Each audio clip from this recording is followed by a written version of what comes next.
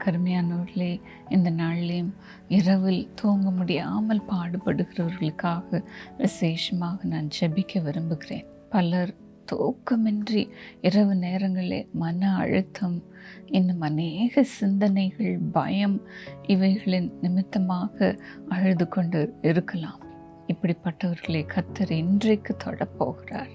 இதை நாம் சங்கீதம் 127:3 பார்க்கிறோம். அவர் தமக்கு பிரியமானவனுக்கு நித்திரை அளிக்கிறார்.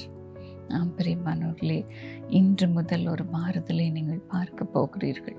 நீங்கள் உங்கள் பாரத்தை, கவலைகளை தூக்கி சுமக்க வேண்டிய அவசியமில்லை.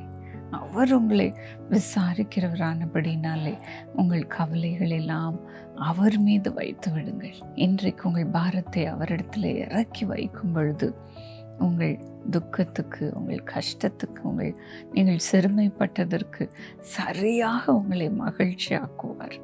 எல்லாம் மாறுதலாக முடிய போகிறது. நாம் ஜெபிப்போமா?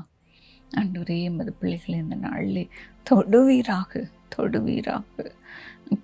பாரத்தை நிமித்தமாக தூக்கம் இல்லாமல் பாடுபடுகிற ஒவ்வொருவருக்கும் இன்று முதல் இரவு நேரங்களில் நல்லா தூங்கட்டோம்ப்பா. தூங்க செய்யும். நமக்கு பிரியமானவனுக்கு நித்திரையை அளிக்கிறீர் என்று நாங்கள் பார்த்தோமே, அப்படி நீர் செய்வீராக. இன்றைக்கு ஒரு அற்புதம் நடக்கட்டும். கஷ்டத்தின் நிமித்தமாக பிபி, இன்னும் இருதய கோளாறு, இன்னும் வயிற்று பிரச்சனை, இன்னும் சரீரத்திலே பாடுகள், வேதனைகள், வலிகள் என்று தவிக்கிற மது பிள்ளைகளை விடுதலையாக்கும். வியாதி வந்து கொண்டே இருக்கிறது என்று சொல்லுகிற மது பிள்ளைகளை விடுதலையாக்கும். ஆண்டவரே, நல்லா தூங்கட்டும். சரீரத்திற்கு நல்ல பலன் உண்டாகட்டும்ப்பா. இன்ஸ்ட்ருமெண்ட்டை வைத்தால் தான் எனக்கு தூக்கம் வருகிறது என்று சொல்லுகிற அந்த நிலைமையெல்லாம் இன்றைக்கு நின்று போகட்டும்.